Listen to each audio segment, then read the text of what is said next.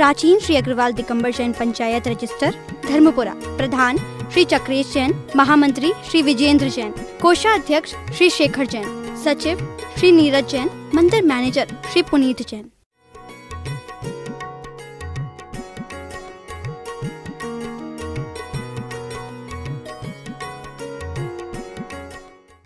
अच्छा, गुस्सा नहीं करते? गुस्सा के लिए आप अकेली कसाय नहीं है, गुस्सा तो बहुत कम है। सबसे ज्यादा अगर कसायों में अनुभाग शक्ति अगर अपन देखते हैं तो आचार्यों ने लिखा है क्रोध का समय सबसे कम होता है। इसलिए सबसे पहले किसको रखा? क्रोध को रखा। उससे ज्यादा समय होता है मान का, उससे ज्यादा समय होता है मान का, और मान से ज्यादा समय होता है माया का, और माया से ज्यादा समय होता है लोभ का। समय की अधिकता अगर अपन देखते हैं तो लोभ कसाय संसारी आत्माओं में सबसे ज्यादा होती है, क्रोध कसाय कम। और आज देखो दुनिया में भागा दौड़ी अगर ये संसारी आत्मा की हो रही तो किसके कारण हो रही बताओ? सारा लोभ का ही, लालच का ही सारा खेल है। ये संसार में संसारी आत्मा लोभ लालच के चक्कर में क्या क्या नहीं करता, क्या क्या काम नहीं करता, और क्या क्या लोगों से कहलाता नहीं है, सब कुछ कर लेता है। एक लोभ लालच में लोभी आत्मा पाप के कार्य भी कर देता है, पाप के कार्यों में संलग्न भी हो जाता है। इसने आज तक क्रोध को तो बुरा माना लेकिन लोभ को बुरा नहीं माना। नहीं, क्रोध करना अच्छा नहीं है, क्रोध नहीं करना चाहिए। पहले हम उनसे कहते क्रोध तो बाद में, पहले लोभ लालच नहीं करना चाहिए। इसलिए लिखा है कि लोभ पाप को बाप है। 5 पापों में कसाय में से सबसे पहले हिंसा, झूठ, चोरी, कुशील और परिग्रह से 5 पाप कहे हैं। उसमें सारे पापों का जनक अगर कोई है तो लोभ है, सब कुछ करा देता है। जहाँ लोभ होता है वहाँ लाभ नहीं होता है, और जहाँ लाभ होता है वहाँ लोभ नहीं होता। बस यही है, वही बात है। विषय कसायों का बमन नहीं होना ही उनके प्रति मन में अभिरुचि का होना, बार बार उनके प्रति और इच्छाएं बनाए रखना, बार बार उनकी इच्छाएं और बनी बनी रहना।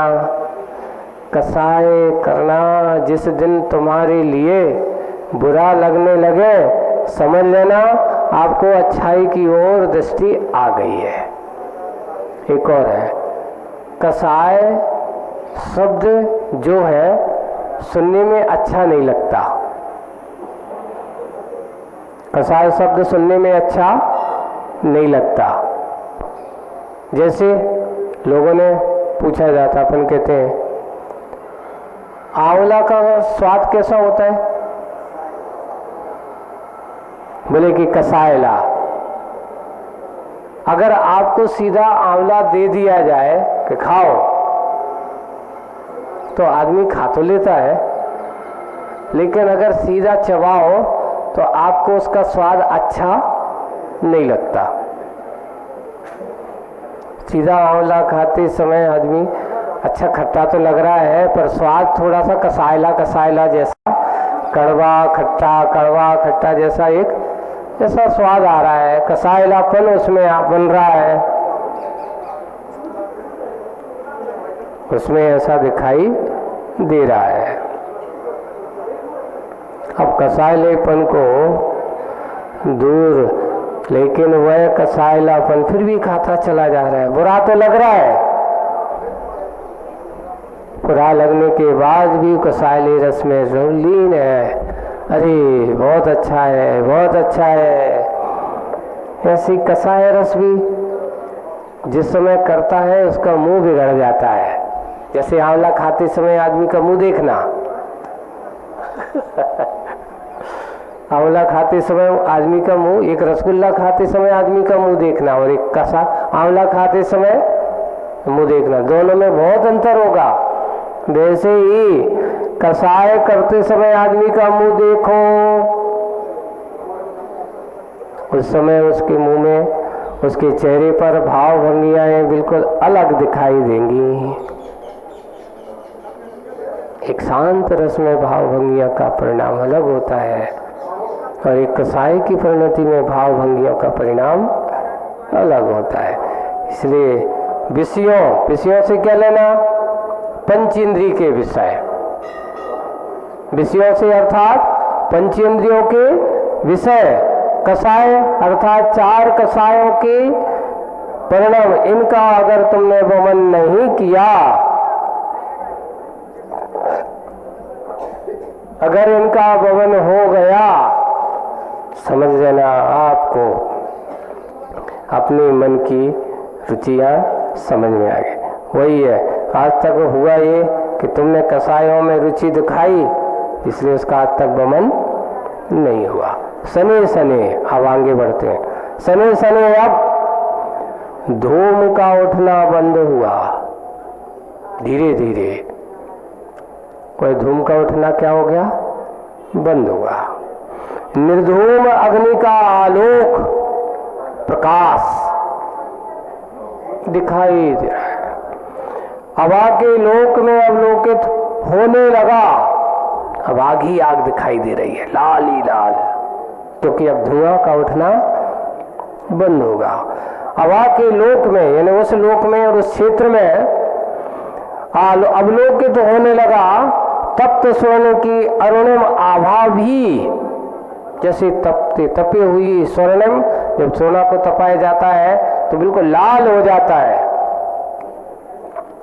तप्त स्वर्ण की आभा, अरुणिम आभा भी हवा की आंतरिक आभा छवि से प्रभावित हुई। उस आग में जली हुई लकड़ियों के माध्यम से वैसे ही आज के दिन इस समय 100% अग्नि की उष्णता उद्घाटित हुई। सही अग्नि की उष्णता का उद्घाटन हुआ। अनल के परस पाकर कुंभ की काया क्रांति जल उठी। अब उसकी काया जो थी वो जल उठी और वह क्लांति में डूबती जा रही है। क्लांति में अच्छा, उसके अंदर की जो कांति जल उठी और क्लांति उसकी डूबती, धीरे धीरे उसमें जो कलमस्ता थी, जो दोष थे, वो दोष डूबते जा रहे हैं, नाश होते जा रहे हैं, जबकि उसकी आत्मा उज्जवल होती हुई सहज शांति में डूबने को लगभग कुंभ की स्पर्शा ने कुंभ को पूछा। अब यहां से जब होगा डूबने लगा तो कुंभ की स्पर्शा, जो स्पर्श थी, जिसका उसका मृदु स्पर्श था, कुंभ से पूछा कि ये कौन सा परस है, क्योंकि अभी तक तो ठंडा ठंडा अनुभव होता था, लेकिन ये क्या हो रहा है, ये तो बहुत, ये कौन सा परस है? कुंभ ने कहा विशुद्ध परस है, ये तेरी शुद्धि का स्पर्श है, ये कोई दूसरा परस नहीं है, ये तेरा विशुद्ध परस है। इसका अनुभव बिना जले तपे संभव नहीं है। इस संदर्भ में कुंभ की रचना ने भी इस बात की घोषणा कर दी, बिना जले तपे यह संभव, ये तुझे जलना होगा, तपना होगा। वो समझा रहा है स्पर्शा को, यानी कुंभ की स्पर्श इंद्री को समझा रहा है कि तुझे जलना होगा, तपना होगा। इस संदर्भ में कुंभ की रचना ने भी, अब कुंभ की रचना स्पर्शा के बाद किसका भेद आ गया? अब रचना कह रही है, 5 इंद्रियों में आ रहे हैं। और वहां पर इस संदर्भ में कुंभ की रचना ने भी इस बात की घोषणा कर दी कि अग्नि में रस नहीं, रस गुण का अभाव है। यहाँ कुछ रस नहीं आ रहा है, अभाव है। ये जिन धीमानों की धारणा है, अनुभव और अनुमान से बाधित है। जब धूम का रसास्वादन हो सकता है, तब अग्नि का स्वाद रसना को क्यों नहीं आएगा? अरे जब धूम में कड़वापन हो सकता है, घुटनपन हो सकता है, तो अग्नि में क्यों नहीं आएगा? प्रश्न। हाँ, रस का स्वाद उस रसना को आता है जो जीने की इच्छा से ही नहीं, मृत्यु की भीति से भी ऊपर उठी है। हाँ, इसका स्वाद नहीं आता है जो जीने की नहीं, रसना का स्वाद उसको आता है जो जीने की इच्छा से नहीं, जीने के लिए नहीं है, अपनी एक मृत्यु की भीति से भी ऊपर उठा हुआ है, जो मरने से डरता नहीं, मरण से कभी डरने वाला नहीं, भीति का अर्थ डरने वाला, उससे ऊपर उसके अंदर आता है। रसना इंद्रिय के वशीभूत हुआ व्यक्ति कभी भी किसी भी वस्तु के सही स्वाद से परिचित नहीं हो सकता, क्योंकि वास्तविक रूप से सही रसना इंद्रिय का वशीभूत हम हैं, और कभी भी किसी वस्तु के सही स्वाद का परिचय नहीं हो सकता। बोले कि कैसे? उदाहरण दिया जा रहा है, जैसे आपको हम बताते हैं। यहाँ उदाहरण, भात में दूध मिलाने पर, भात में दूध मिलाने पर, यहाँ चावल में नहीं कहा, नहीं तो तुम लोग कहते चावल में दूध मिलाने, यहाँ भात में बने हुए काय में जो पकने के बाद जो होता है उसको क्या बोलते हैं आप? सही तो यही बोला है। अब तुम चौकी में कहते भात, चावल दो, चावल दो, चावल तो बिना पके होते, चावल जब बन जाते हैं, पक जाते हैं, तब उसको क्या कहा जाता है? भात होता है, शब्द वही है। लेकिन आज बोलचाल की भाषा में तुम कोई भात बोल दे, क्या कह रहे? बुंदेलखंड में भात खाओ, सही शब्द भात ही है। देहाती है जो तो पूरा भात बोलते हैं। हाँ, तो ये क्या हुआ? तो बोले कि भात है, भात के स्वाद, बोले भात में दूध मिलाने पर निरा निरा दूध भात का नहीं, मिश्र स्वाद ही आता है। देखो अब उसमें तुम्हें दूध का स्वाद आ रहा है कि भात का स्वाद आ रहा है? और देखिए फिर मिश्री मिलाने पर, तो मिश्री मिलाई, यहाँ बुरा नहीं कह रहे, क्या मिलाई? मिश्री मिलाने पर तो तीनों का सही स्वाद लुट जाता है। न दूध का आ रहा है, न भात का आ रहा है, और ना मिश्री का आ रहा है। किसका स्वाद आ रहा है? बोले मिश्र स्वाद आ रहा है, मिला हुआ, तीनों का मिला हुआ स्वाद, अकेला सही।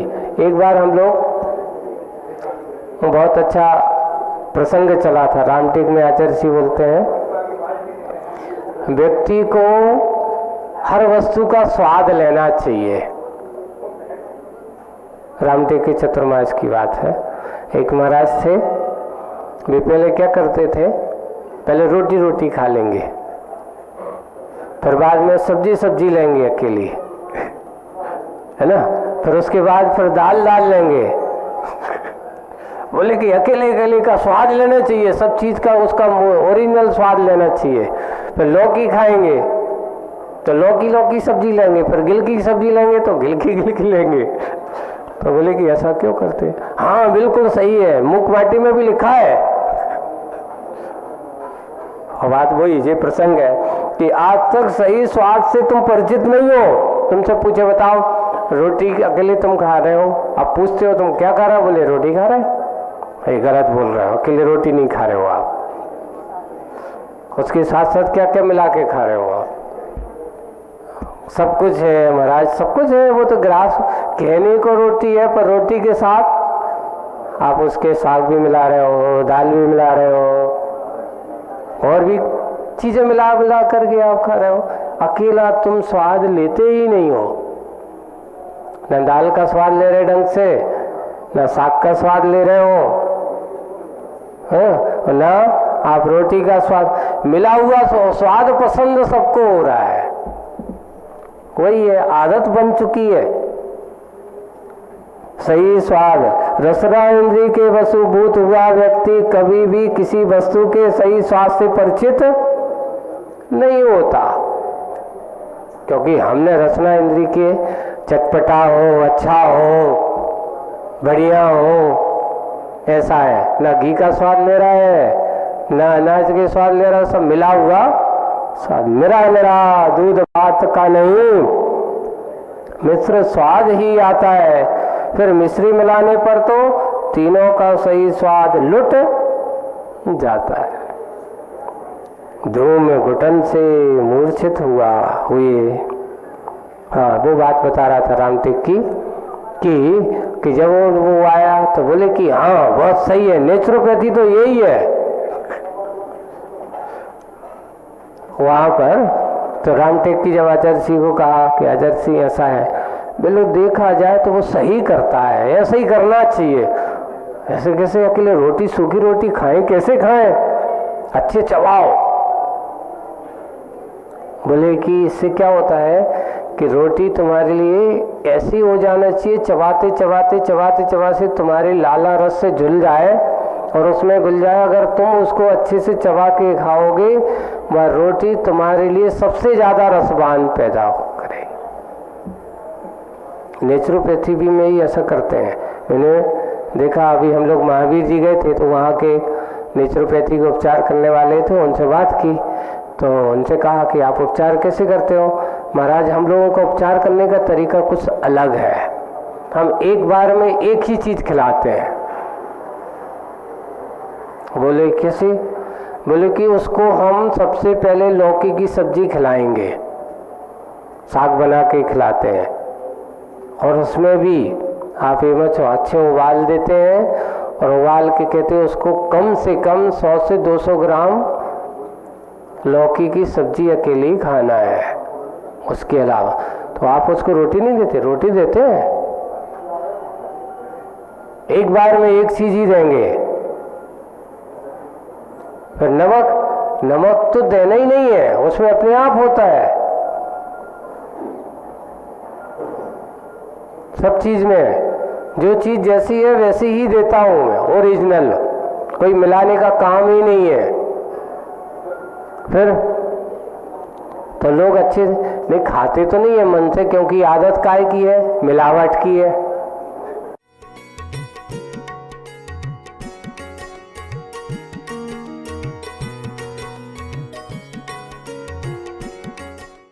इस कार्यक्रम के पुण्यार्चक थे प्राचीन श्री अग्रवाल दिगंबर जैन पंचायत रजिस्टर धर्मपुरा, प्रधान श्री चक्रेश जैन, महामंत्री श्री विजेंद्र जैन, कोषाध्यक्ष श्री शेखर जैन, सचिव श्री नीरज जैन, मंदिर मैनेजर श्री पुनीत जैन।